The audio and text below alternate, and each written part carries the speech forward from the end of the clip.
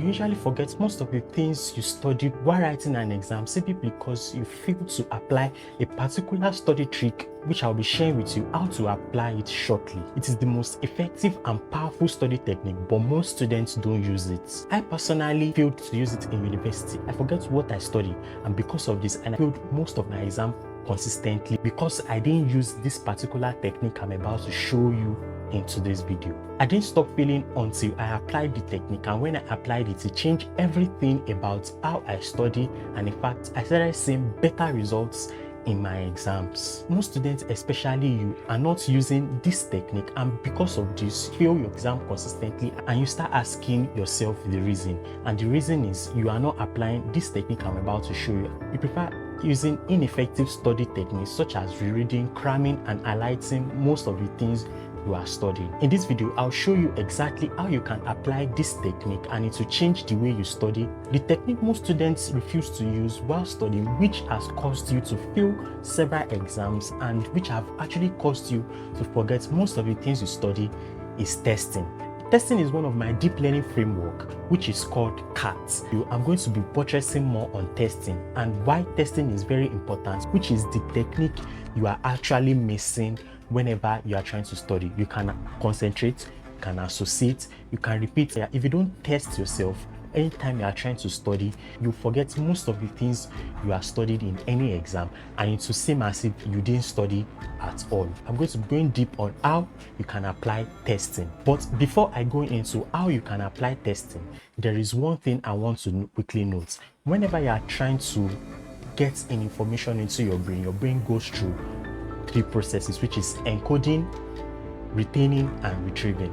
In my last video, I went deeply into encoding and how association can actually affect how you encode information and all that. But in this video, I'm going to be stating how testing can help you retain what you study and also help you to retrieve what you study at any point in time. Testing is not just about confirming what you know about a particular subject matter, but testing also has something to do with how your brain reacts when you are learning something. I'm going to be going through how you can use testing to confirm whether you know something or not, and also how you can use testing to restructure your brain and reconsolidate whatever you study in order for you to solidify anything you are trying to study at any point in time. So in essence, I'll be going through testing on how you can retain whatever you are studying. I'm going to be explaining how you can use testing to retrieve whatever you are trying to study. In order to encode a particular information successfully, you need to pay attention, and when you pay attention, the prefrontal cortex is responsible for how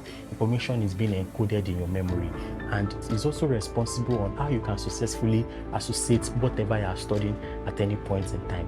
But the real work of testing and why it is a missing piece is because if you don't test, there's no how you can actually reconsolidate whatever you are trying to study and reactivate the neural network in order for it to be solidified and in order for you to be able to remember at any point in time while in your exam. In order for you to reactivate anything you are trying to study at any point in time, it must be effortful. That is, it must not be easy. You must go through the desirable difficulty, because you read something, you encoded something in your brain, you successfully associated and you repeated what you studied.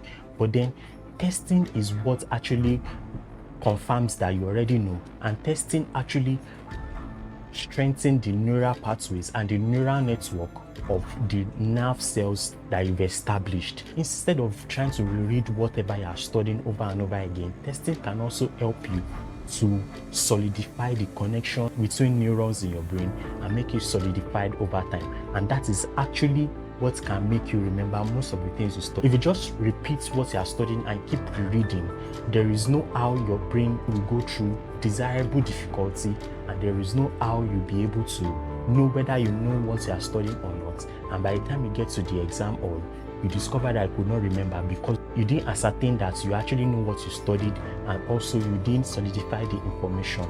You went through the illusion of knowing on a log because you applied an ineffective study techniques, which is highlighting and reading. So while going through testing, it stretches your brain, that is, it expands your brain. Most mistake most students make is that while they are studying, they tend to reread what they are studying using spaced repetition, and they feel like, oh, the spaced repetition is not working.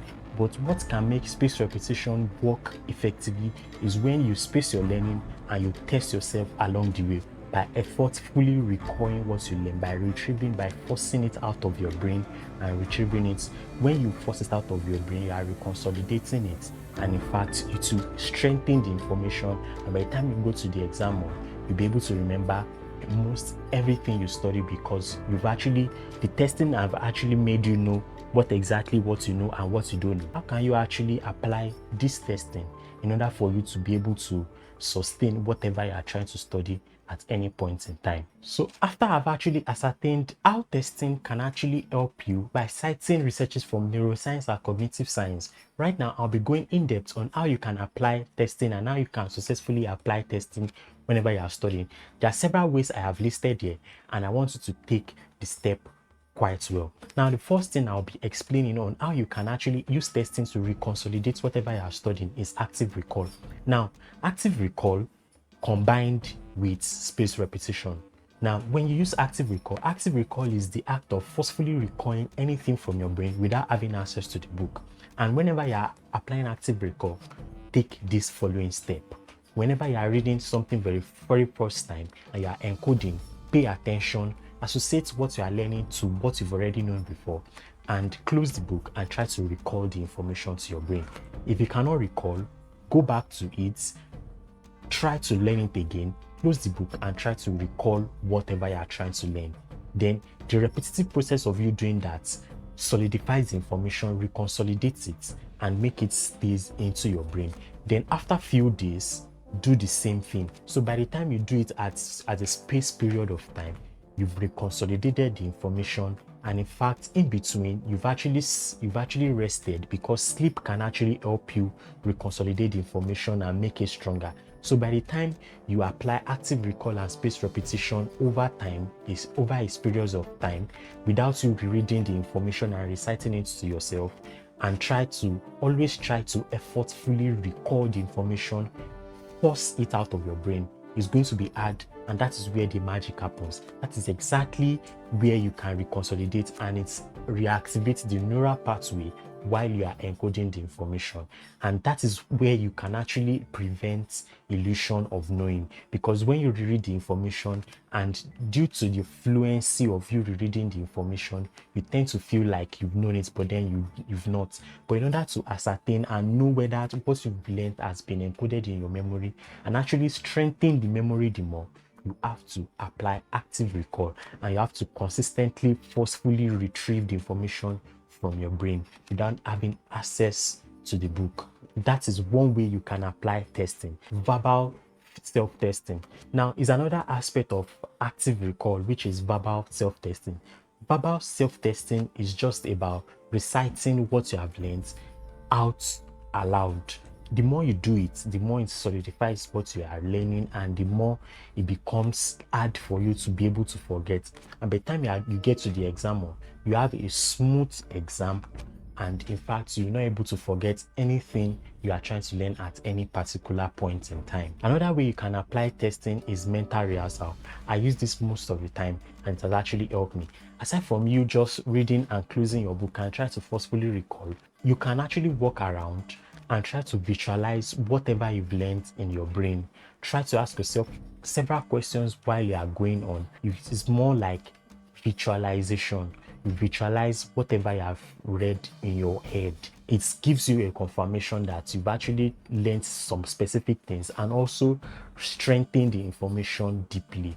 So you can do it at any point in time. After a while that you've studied, can just be walking around and ask yourself some specific questions from whatever you've studied.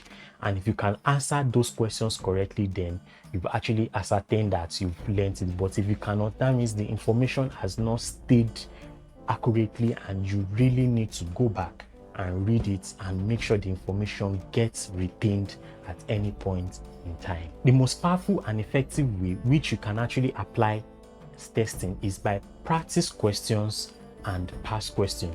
That is, practice questions that you yourself have actually predicted that it will come out from exams, and also past questions from previous exams that you think will be resurfaced again.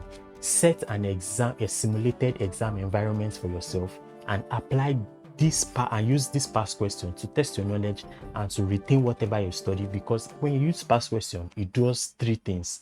You are testing yourself to know what you know and what you don't know. You are also testing yourself in an exam condition to help you manage your time, aside from you doing the exam and try to find solutions to the questions that you think that will resurface in the exam. So practice question is one of the most powerful way you can use testing, and I've used it several times, because while you are simulating an exam condition for yourself, you are giving yourself specific time and you are actually doing the exam. It's more like a mock exam. So whenever you do this, there's what you can do, which is called error logging. So whenever you have solved the past question, try to log in some errors that you made while doing the past question. What are the errors that you made?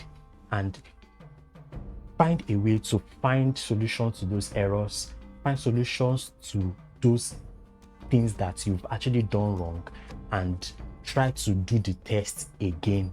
So this is very effective, most especially when you have a targeted score for a particular exam. You have a targeted score. Since you have a targeted score, do the past question, mark yourself.